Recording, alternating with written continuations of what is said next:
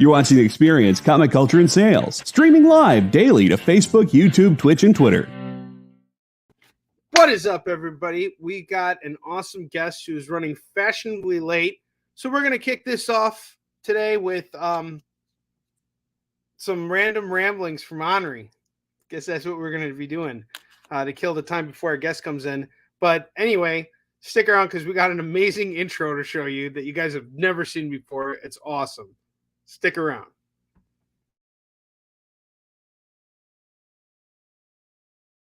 For years, I have traveled the world slinging my creator-owned comics at the biggest and hottest cons. Now I'm sitting down with creators who have active crowdfunding campaigns happening right now, and I'm opening the gateway so that you can connect with them and support their work.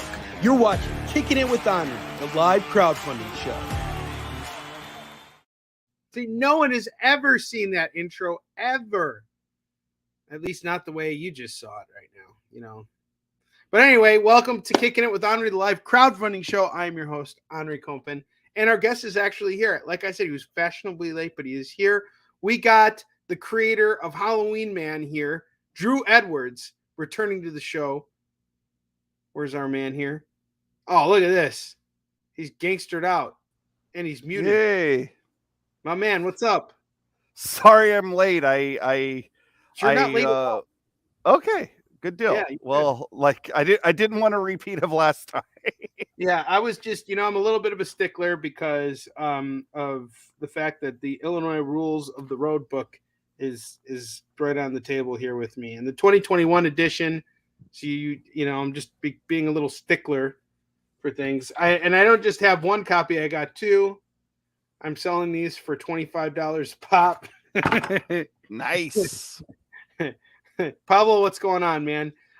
Drew, how you doing, man? What's new? Man, I'm doing good. This is my my busy time of year, as you know. Halloween time, as you can tell by the jack-o'-lanterns around me. I'm doing great. Like since last time I was on the show, I am gone through the process. I broke up with Comixology, and I am with a new digital publisher called Global Comics. We have teamed up to take over the comic book industry, and what we're doing right now is an incentive for people in the month of October to check out Global Comics and to check out Halloween Man. Is I have my entire back catalog up there for free at the moment. And actually, we have two new books that are coming out next week. So it's a real exciting time. Drew, I find you to be a true, you got a lot of chutzpah.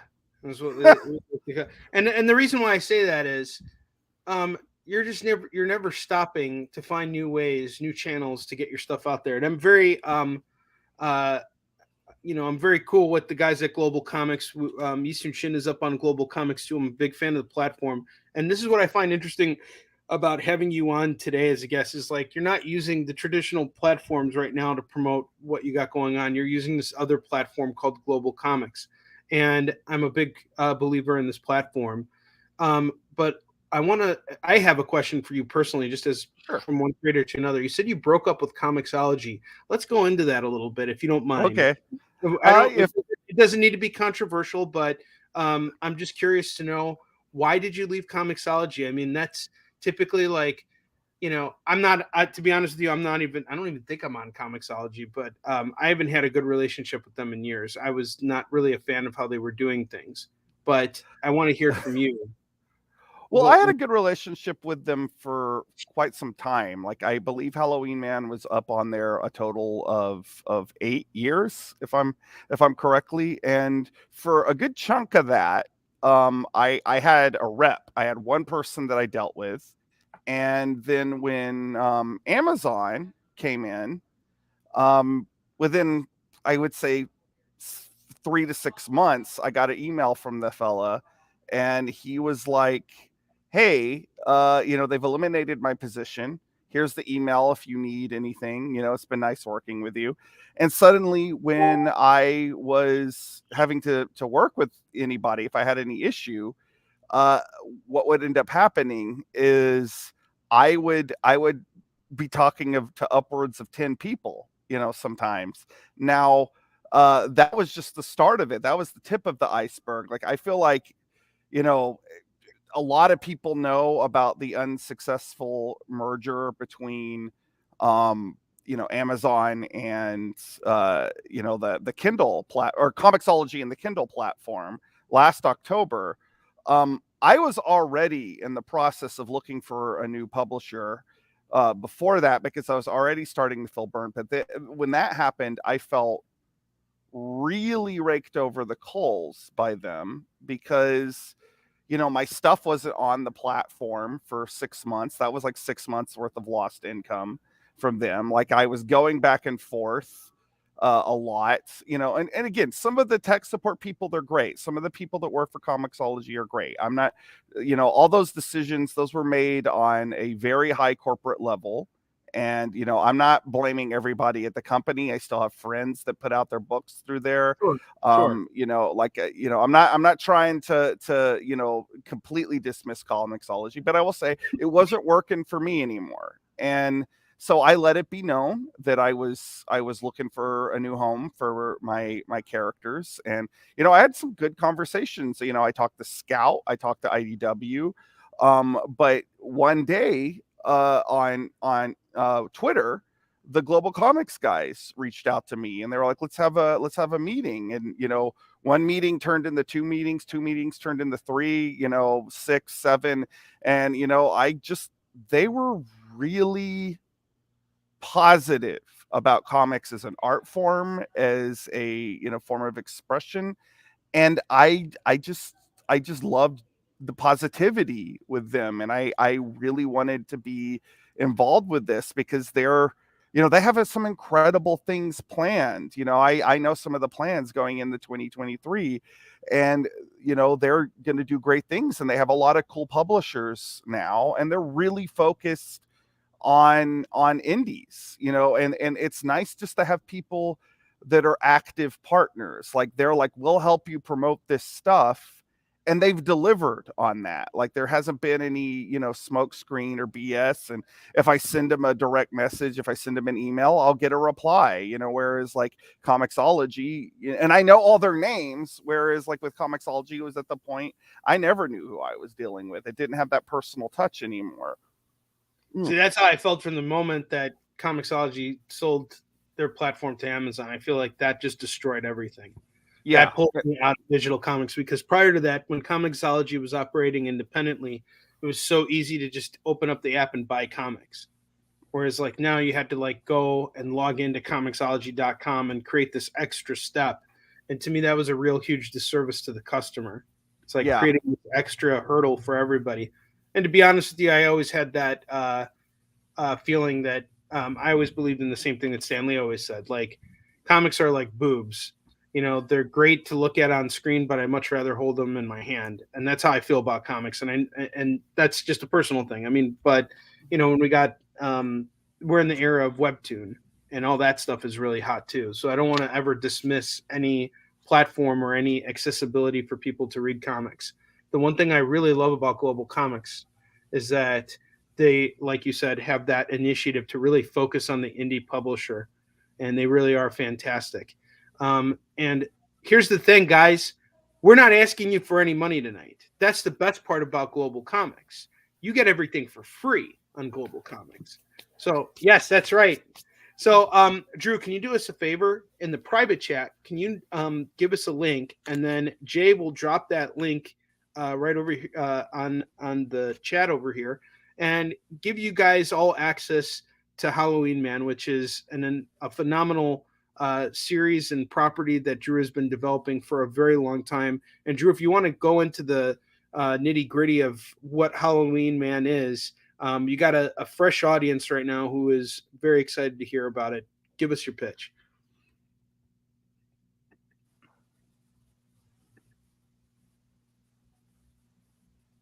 You there? Did you hear all that? Well, Halloween Man is best described as the weird adventures of a zombie superhero and his friend. Yeah, am I breaking up? You are breaking up a little bit, so Hello? we are missing you.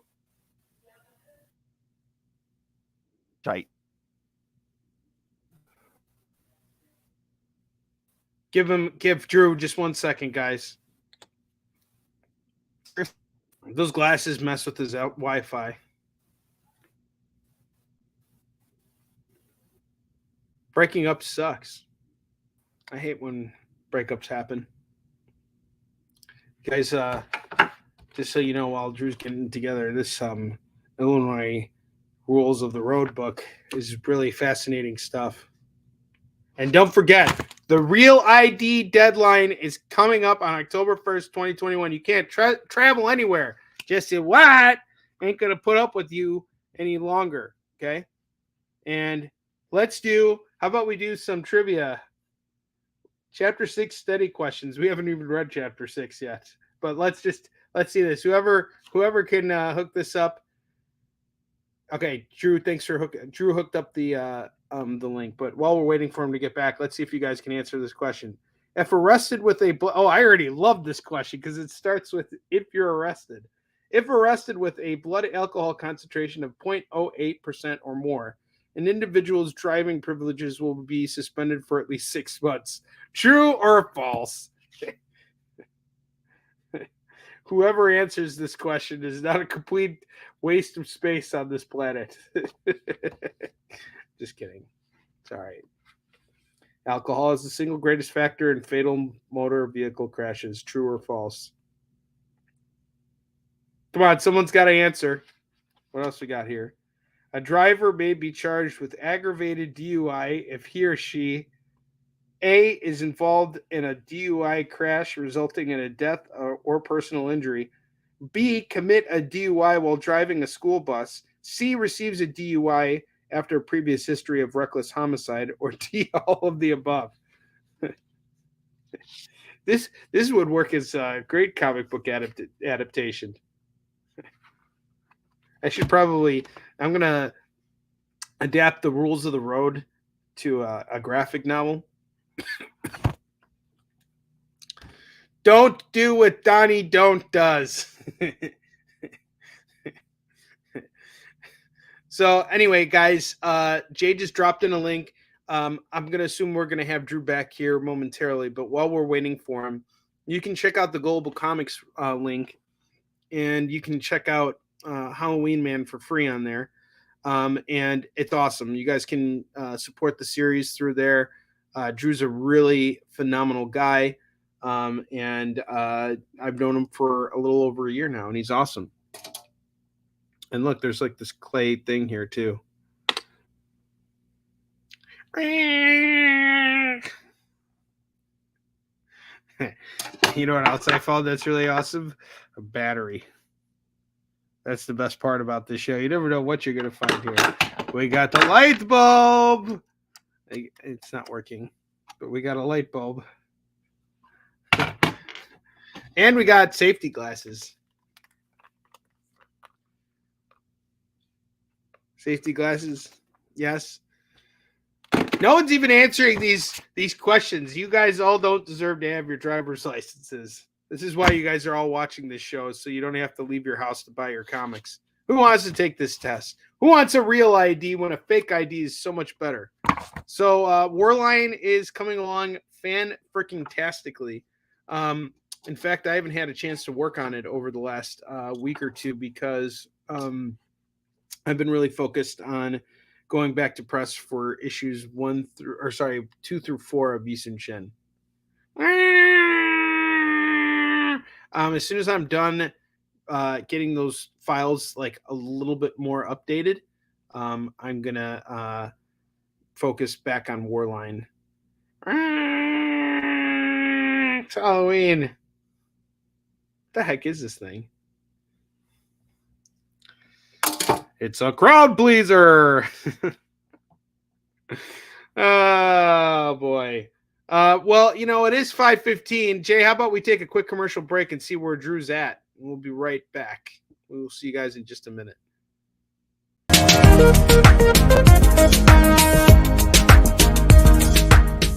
Thanks for tuning into The Experience. Help us out and hit subscribe over on YouTube and click the bell when you do. Need some help? Scan the QR code in the bottom corner.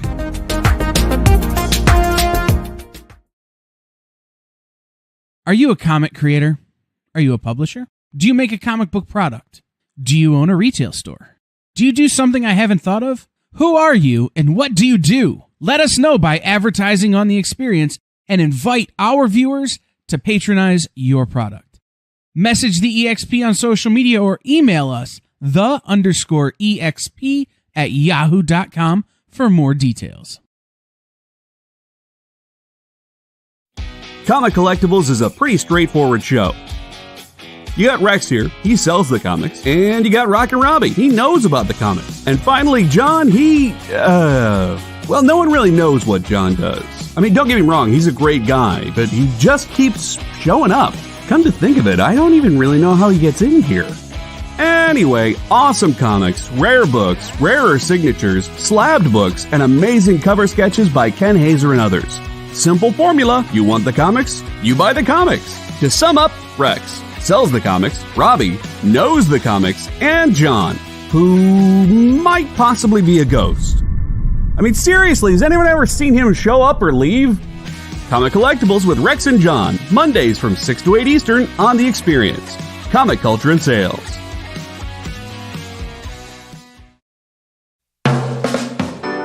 Get the inside scoop on everything happening at The Experience every week. Join our mailing list by scanning the QR code at the bottom of the screen and then watching your email inbox.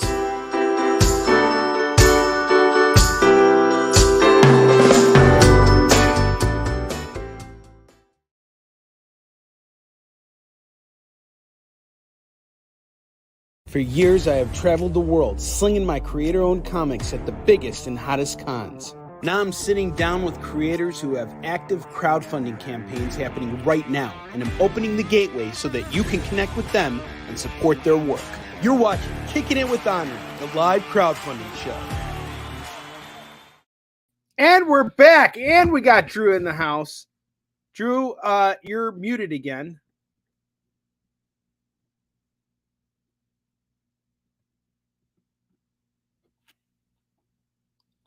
We can't hear you. Hold on. You know who you kind of remind me of right now? You kind of remind me of the president of Ukraine right now. I feel like we're on the front lines. You kind of remind me. I'm in battle. That heroic aura about you, especially in that light. Vladimir Zelensky is my guest on the XP today. You have a true hero. I'm going to take it to Mother Russia. Yes. It's the gun show. It's the gun show. Bang, bang, bang, bang, bang. I'll join you, dude. I'll be right behind you. Yeah. With some Blendex. I feel like this is like it's starting like to become a tradition that when I come on your show, there's some shenanigans involved. Dude, my show's all about I did get the link sent through the chat. So yeah, we shared it already. It was to yeah, that's the magic of a live show, right? You know. Yeah. Here's another magic of live shows is commercial breaks. God, I love commercial breaks. But that's besides the there we go.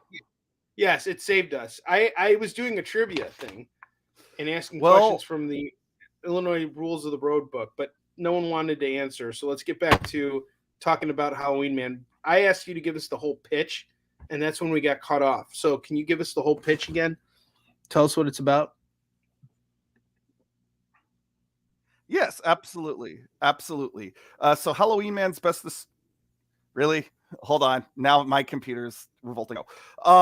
Halloween Man is best described as the weird adventures of a zombie superhero, sad scientist girlfriend, as they fight everything from dinosaurs, space dwarves, vegetarian vampires, the Invisible Man, and coming next week, Mr. Hyde. So it's quirky, it's wacky, it's got monsters, it's also funny, it's also a love story. There's a lot going on with Halloween, man. There's a lot to enjoy. I firmly believe that there is at least one issue in the series for everyone, because there's a lot of we bend genres, we break rules. There's a lot of heart, a lot of good stuff in there. So, Drew, I have a question for you. What is your idea for it in the long run? And with everything you're doing for Halloween, man, like where do you ultimately want to see your series? Do you want to see it stay in comics? Do you want to see it branch out into other mediums? Are you working on ways to get it into other mediums? Just curious to know. So twice, actually, it already almost made the leap into other mediums. Back when I was working with Devil's Due for the Hack Slash versus Halloween Man crossover, there was some fairly serious talks about turning it into an Adult Swim animated series. Obviously, they fell through because that never happened, but then a couple of years afterwards, there was an interested party into doing action figures, which that was the one I was really bummed out about, because I could see them the characters making some pretty cool toys and such. My primary focus is comics because that's what I love. That's where my career is. But do I think it could make a cool movie? Sure. Do I think it could make a cool TV show? Sure. I also think it could be a pretty fun first-person shooter video game if somebody wanted to develop it. So, I'm not actively pursuing that stuff in the moment, but of course, long term, I think everybody likes the thought of their characters going out and taking over the world. I look at Ninja Turtles a lot, because they were a self-published book, and they really went out there and just permeated into pop culture. And when you think about what Ninja Turtles is, it's like the weirdest damn concept ever to become a big pop cultural thing. And so I always think, well, if that happened, if that worked out for those guys, maybe there is hope for something as offbeat as Halloween Man. The Tick has also done it several times. They were a cartoon show, they've been a TV show twice. And those are people I really look up to, because I feel like they really did it for independence. I would agree with that. And not only did they do it for independence, you're right. It's just, I spoke with Kevin Eastman about this at one point, and he said it was a result of a bunch of wonderful little accidents that occurred all at once. And he would attribute a lot of it to luck. And I don't know if you saw the Toys That Made Us episode of the Ninja Turtles. Did. Yeah. Which I think is really great. And I was having a conversation with this last weekend at Motor City Comic-Con with Tom Hutchinson of Big Dog Inc. We were talking about the next steps of our intellectual properties, right? Because once you make the comic successful, that's the step, right? You want to make your comic successful, but comics can only get the property so far in terms of its success. And if you want to break that glass ceiling, licensing is really the way to go. But not licensing, branching out into new platforms is really what it is. Yeah. Licensing is great when you can make it work, but it seems like we live in this time of do it yourself. And what Tom did that I thought was really bold was he and he's not the first person to do this, certainly, but one of the first, I would say, who's at our level who did this. He crowdfunded an action figure for his comic book series, which I thought was really cool. That's and it looks really great. He financed it. He managed to get it out there, and now it's being produced. And as soon as it's produced, it'll go out to a bunch of different stores, and it'll also go out to the backers. And then he's going to have some he'll be able to display at conventions. But his whole thing is like, once that toy is made and people are showcasing it at conventions, it's like, oh, look, now Tom is doing toys. And it shows that you can branch out and do other things with your property. It's really bringing those visions to life, especially like I think about that with video games. And with my series, I can't really imagine doing much with it with Eastern Shin, but with Warline, Jay, going back to what you were asking me before about like what's going on with Warline, that is something I've thought about doing, is seeing if I could crowdfund, partner up with somebody who'd be willing to design a side scroll beat 'em up, which probably wouldn't cost as much as say making a really high profile action game, which is, just kind of really kind of a difficult thing to make happen now. But we do live in this amazing time where, as entrepreneurs, we can um, take our properties and essentially go anywhere we want with them. And that brings me to my next question for you. Were you at New York? We met at New York Comic Con in 2021. Were you there this year? And if so, how did it go for you? And what was your takeaway from it? Unfortunately, I didn't end up going to New York Comic Con because I had COVID. I finally went down that row. There was talks of me going there with the global guys. They were there because of their recent deal with SourcePoint, and I would have loved to have been able to fly in and be a part of that. But I was sick as a dog, man. Like I was working through the whole thing. Because I was still trying to put out comics. I was doing interviews. There's actually an interview I just posted on my Global Comics profile where I was really sick and I felt like I looked like a worn out dish towel and that. And of course, October, it's the worst time of year for me to be Get down. sick. Yeah. So I unfortunately had to miss New York Comic Con this year. I'm hoping that next year I'll be back. I think it's a great convention. I did well enough with there were some hiccups with the year that we met. I talked to you, there were some shipping hiccups, but I still did well, and I certainly would definitely go back. I am doing I have ended up booking myself a lot of conventions. I'm actually doing a convention a month all the way into March.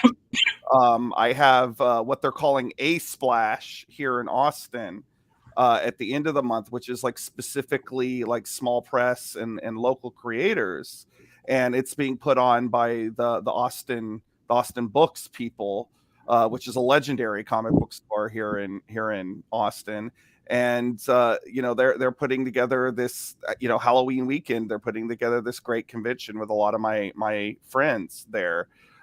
So like that's where I'm at, is I'm just trying to get out there. I have another convention in November, another convention in December, because like even though the comic is called Halloween Man, it never really stops with me. Like I'm constantly pushing it and pushing the concept and trying to get the word out there. But I'm also, now being kind of also an ambassador for Global Comics. Like I want to get more indie creators on there. I want to introduce more indie creators to this platform that they're creating, because I think it's a great showcase for your work. Yeah, I and again, I think that's what the most interesting thing about today's episode is the fact that you're really talking this platform up, because it is different. You're the first person who's gone on here to really talk about Global Comics. Because, and I'm sorry, Drew, I'm also kind of getting over my own sickness too. I got like a cold from being at Motor City Comic Con. The con crud is real, man. Like, dude, and you know what sucks is like I got this like really dry, unproductive cough where it's like no mucus is coming up. It's just these nasty little coughs that kind of feel like hiccups, and they just never go away. And I'm just so busy taking care of all these things that it's like you never have time to rest. And I think that's like the worst thing about it is, what we do, we're always so busy that it's like time is always running against us in comics. Absolutely. And I think, especially like as an indie creator, like if you're not constantly in people's face, constantly like hyping yourself, like you're running risk of people, like, the cycle, like there's always new people coming in. So like you gotta stay active, you gotta stay busy. And it really does become like a no rest for the wicked kind of thing. Like I said, here I was with this like sickness that is like killed people I know. And I was like, well, I still have to do interviews, and I still have to update my comics site every few days. I still have to upload stuff up to Global Comics. I still had to work with my creative team to get the new issues. And I'm also about to mail out all the stuff from the Indiegogo that I was promoting the last time I was on here. So like it is a tough, comics are a tough business. Comics aren't for the faint of heart. No, it's not. I agree with you 100%. Like, I remember someone saying they walked up to Jack Kirby at a convention, and Jack Kirby said to them, comics will break your heart, kind of a thing. And they will. They'll do more than that, because it really is like, and you and I are both doing this full time. Yeah. And we've seen the highs and lows of this business. And it really is kind of like a pay to play situation at times, where in other times it's like it's really about what you're putting out and the quality of what you're doing. So here's a question for you now. What are your big inspirations? Like, what comics do you read? What inspires you to get up and want to write? I'm a big Silver Age fan. Those were some of the first comics that I read. Like I grew up in really rural part of Texas, and when I would the way I got in the comics is I would get on my bike and I would ride up to the library, and they had these hardbound books of old from the 40s on up. And the stuff that really spoke to me as a kid and made me want to do this was like the Stan Lee, Jack Kirby, 1960s Marvel comics. Like I loved, Fantastic Four. I loved those early issues of Avengers. Like they just were so vibrant and cool to me. And, that's really still like, that's the stuff I go back to. Naturally I still read like contemporary stuff. Like this is a book that I just got because I'm nuts about anything to do with the Headless Horseman. Like I got this book, Hollow, just a few weeks ago. And, like I do try to check out like creator owned stuff, but, like when I think about like what made me want to make comics, it really is like those old comics that are older than I am, like those weren't new.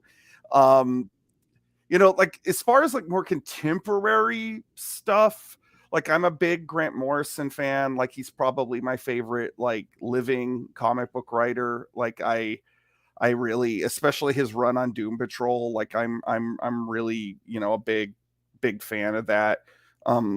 Excuse me. Aside from just comics though, like I'm a big punk rock fan. I think that's one of the reasons why I'm such a see, now I'm choking back coughs. Dude, it sucks. And I have to say, keep going, because I'm totally plugged into what you're saying. So keep going. Who cares? Coughs or not, doesn't matter. Yeah. So I'm a punk rock fan, and that's really was inspirational for me to be independent and produce stuff outside of the system, and that was a little bit outside of the norm, because as much as my stuff like takes inspiration from like old school comics, it's also got this like edgy rock and roll aesthetic to it as well. And I think that's where I find like my unique voice is, like I go back to like this old stuff, but then I inject the sort of modernity. I cannot talk right, but more of a underground scene, feel, because I'm somebody that's I've been friends with everyone from, dominatrixes to drag queens. Like I'm somebody that's very much, always gravitated towards, the outsider and things like that. That really speaks to me. So like that's the perspective I come from. And so like when you look at what makes up Halloween, man, and like the world that you're gonna be, finding when you go on Global Comics and you check out you check out what's on there. And I have stuff that was never on Comixology on there. Like I was really going back and like looking at like, old stuff. Like, so you can really see like the evolution of like my writing style and the evolution of the comics. And, I think that can be inspirational, hopefully, to other people to see like the comic getting better over time, because, this is a comic that's been around for 2 decades. There's a lot of history there. I find that so interesting. 20 years you've been doing this. Yeah. I mean, I was at Motor City Comic Con last weekend, and I was next to a creator named Onrie Kompan, and he'd been doing it for 30 years. And it's just like, wow, I can't believe how much how long creators can be committed to what they're doing, whether it's a part-time or a full-time effort. And honestly, for me, I just kind of look at that whole thing of the fact that you're still standing and doing it. You know what I mean? It doesn't matter how far or how like where you are in comparison to somebody else, because it really doesn't matter at the end of the day. What really matters is are you happy with where you're going with it?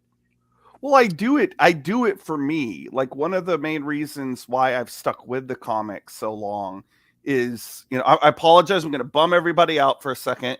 But this is the secret origin of why Halloween Man kind of became my life's work is, when I was developing it, because I was developing it actually originally for a small company called Maximum Comics and Games. But about, I don't know, like 6 months to a year into developing it, I was in a car accident that killed my twin. And I was so distraught. And the comic suddenly became this like thing that like, it was what made me get out of bed. It was what gave me structure. And if I often say, like, if I hadn't been doing this comic saved my life. So,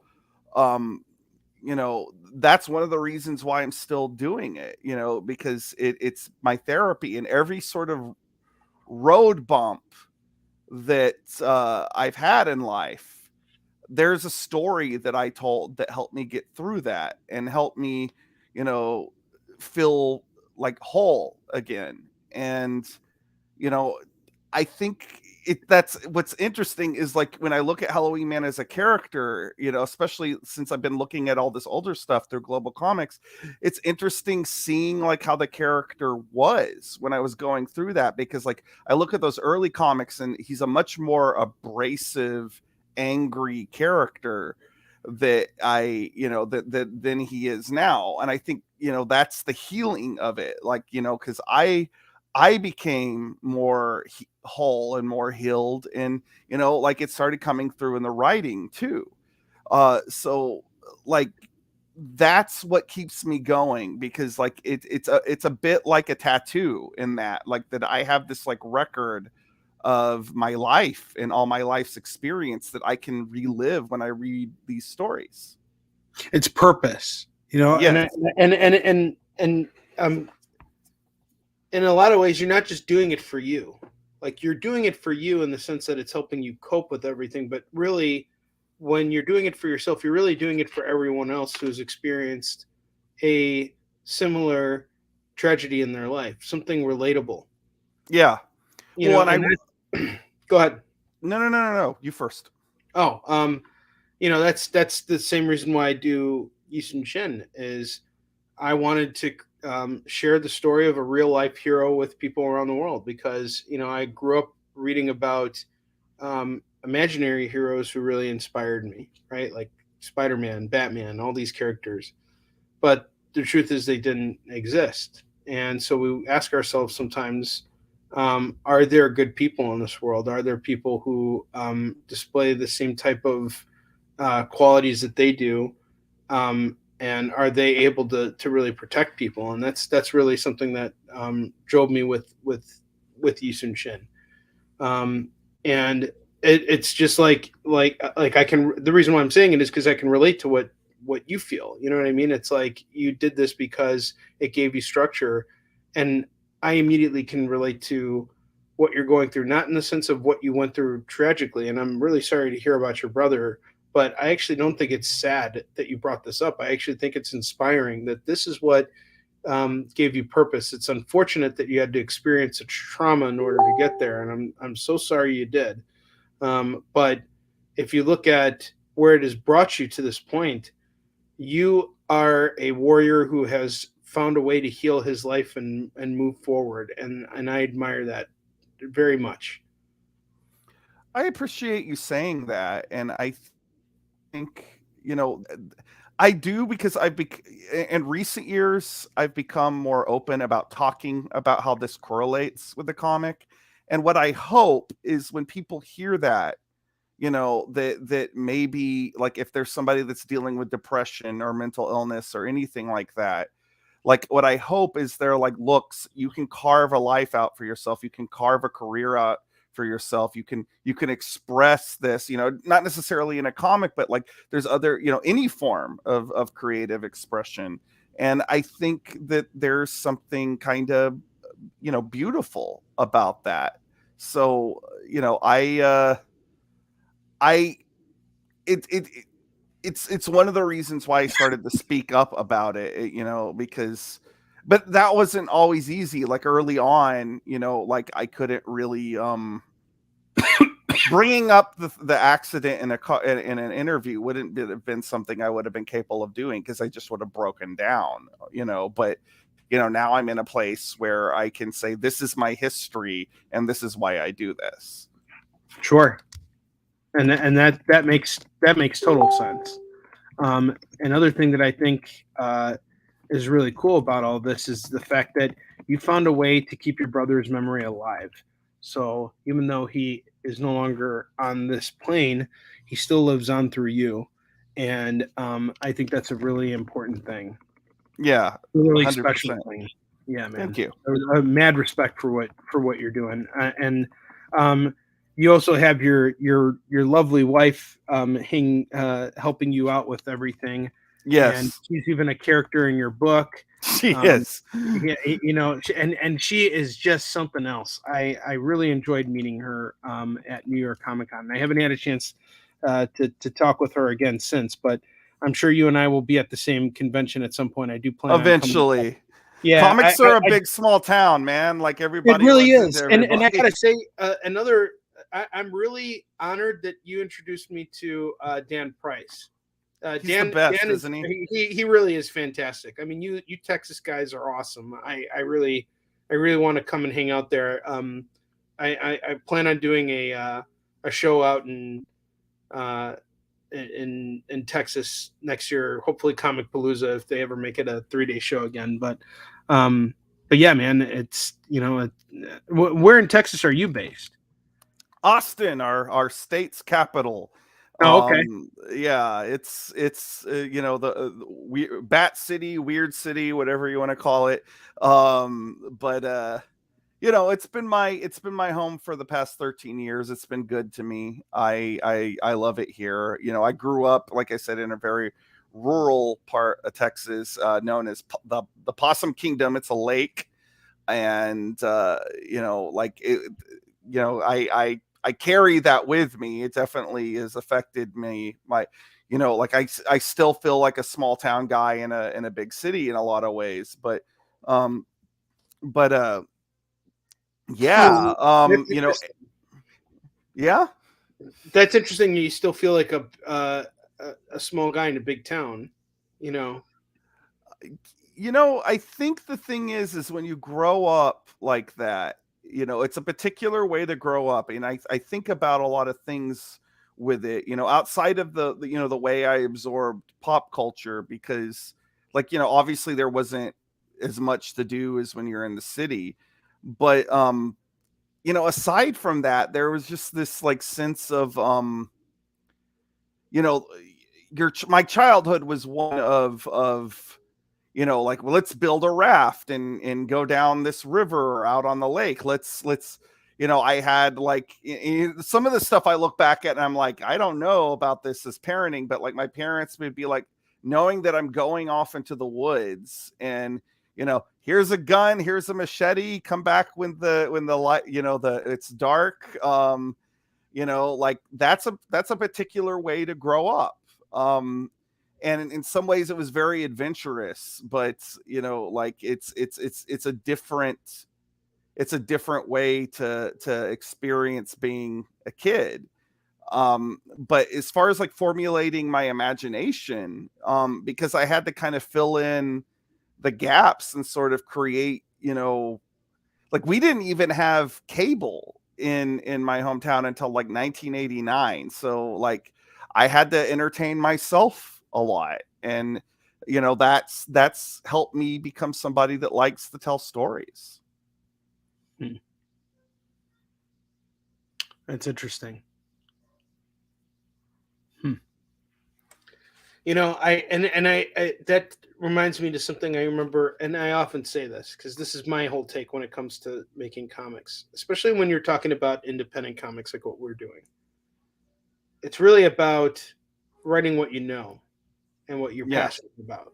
Like, I don't think we have time to just simply put something out that we're not very interested in because of the amount of money that goes into what we do, you know. When you're self-publishing, you're bootstrapping everything, and you're also up against the world in the sense that it's up to you to figure out how to distribute, it's up to you to figure out how to finance, and it's up to you to find a place where you can comfortably make enough money to keep going with what you're doing. Absolutely. And you know, I think that financial struggle is a big thing because like I'm constantly, you know, trying to figure out ways to bring in money, you know, because it's, you know, first of all, I have to pay freelancers and things like that. So I just did, even while I had COVID, again, like I had to fill out a grant for like a small business grant while I was sick as a dog, you know, like, and you know, it's something you do. If you didn't love it, you wouldn't do it.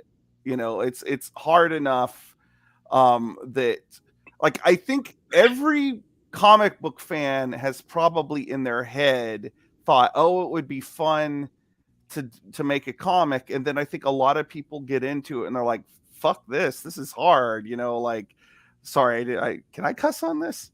No, but it's okay. If you drop a bomb, it's okay. Not sorry about that. No, don't be sorry. It's not my rule. I personally don't care, but go on. Well, you know, like I think it's you know, it's just kind of it's a difficult business, you know, what we're doing. And you know, people don't know that. A lot of people, it's what's astounding to me is like I meet so many people that even at comic book conventions that don't even understand like how many people are usually involved in making a comic. Like they don't know that it's like a whole team of people. Usually, like, I mean, obviously you have your creators like John Byrne or Mike Mignola, you know, Eric Larson, like guys like that they're the whole show. But most comics aren't made that way. You know, even Dan, who you're talking about, he does a lot on his book, but he still has a co-writer. PG-13. Yeah, I definitely, F-ball. Yeah, comics is definitely a team sport. I definitely would agree with that. You know, with that for sure.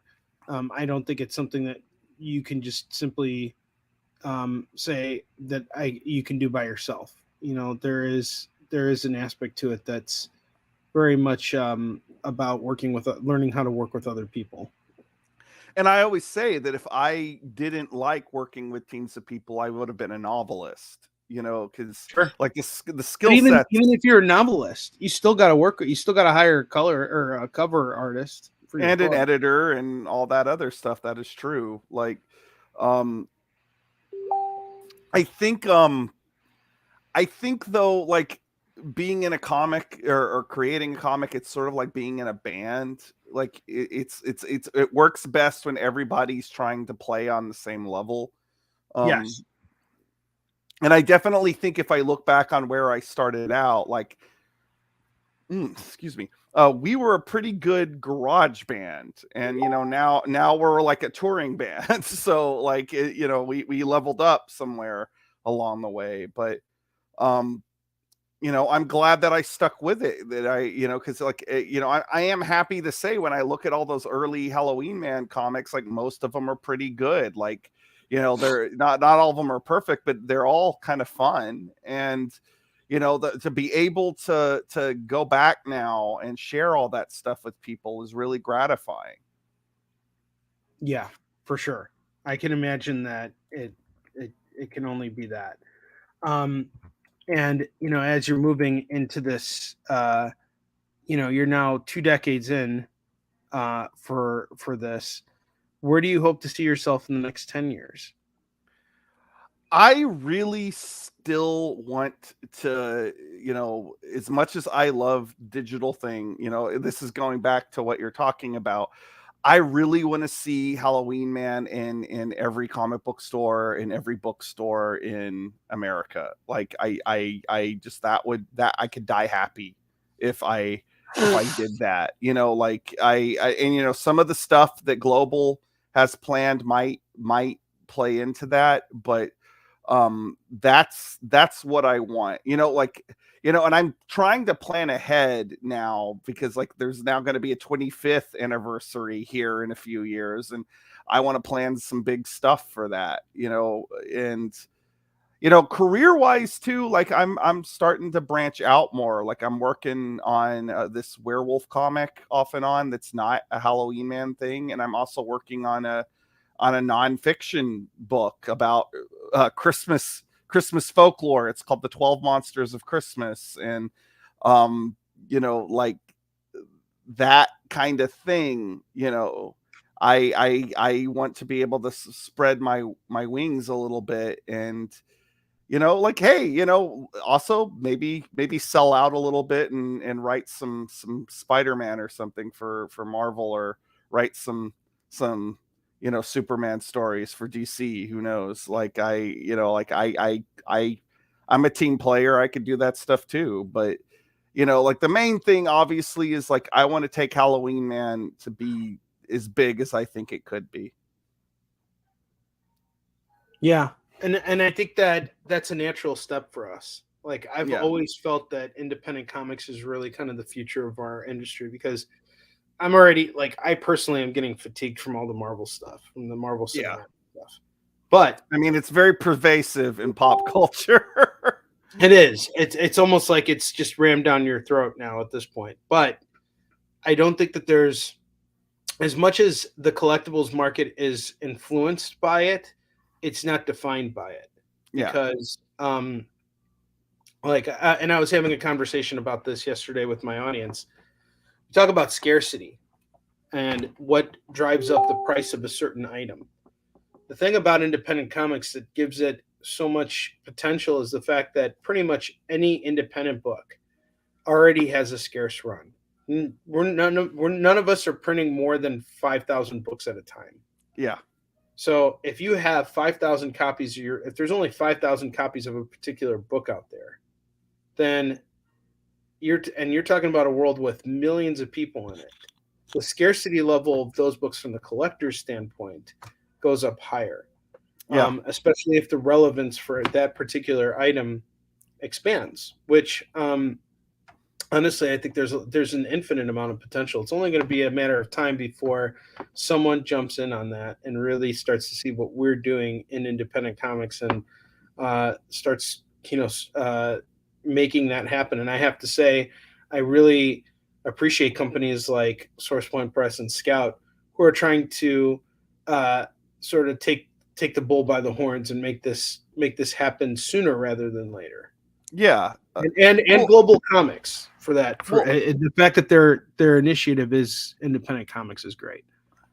I have an anecdote about what you're just talking about that somebody told me at a convention. So as I mentioned earlier, I did a crossover with Hack Slash, which is an image book. And I had somebody come up to me at a convention and tell me that there have been people selling the Hack Slash versus Halloween Man comic on eBay for $50 a pop. Because it's hard to find. And he was like, are you going to ask me to pay $50 for this? And I was like, no, but that's interesting that people are getting that much money, because like things are worth what people think they are. Like to me, I was like, I want to make a new fan right now. I want to make money right now. So no, I'm not going to charge you out the wazoo for this. Yeah. But see, I can censor myself. There you go. Yeah, censor myself when I think about it. But like it is cool to me that like somebody was willing to pay that for it.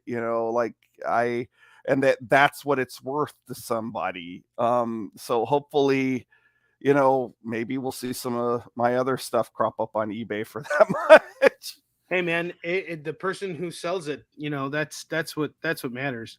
I actually haven't checked eBay because I've never really done that before. Like had exclusives that have sold, But yeah. Regardless, we're coming to the end of our show here, Drew, and I wanted to give you a chance to give us that one last push. So let us know where we can find you and how we can best support you.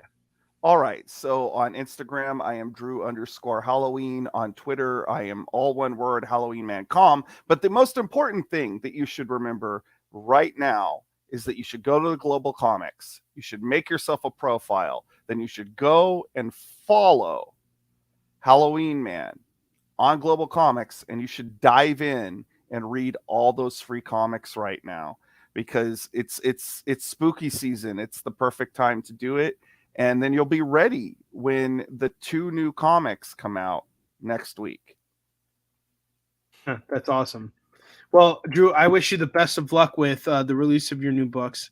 And it's always a pleasure having you here. You're always welcome here. Hopefully next time we will not have any technological hiccups. That's okay. Don't worry about it. That's all small stuff. And we're always able to keep everybody's attention focused on the Illinois rules of the road. So that saved, there we go. This saved the show. But it's time for us to go. We got Nick's Original Art Show coming up. Thank you all so much for tuning in. Have a wonderful weekend. We will see you next week. Take care. Happy Halloween, y'all. Join the party. Head over to our Linktree to find all the links for everywhere the experience is all the time.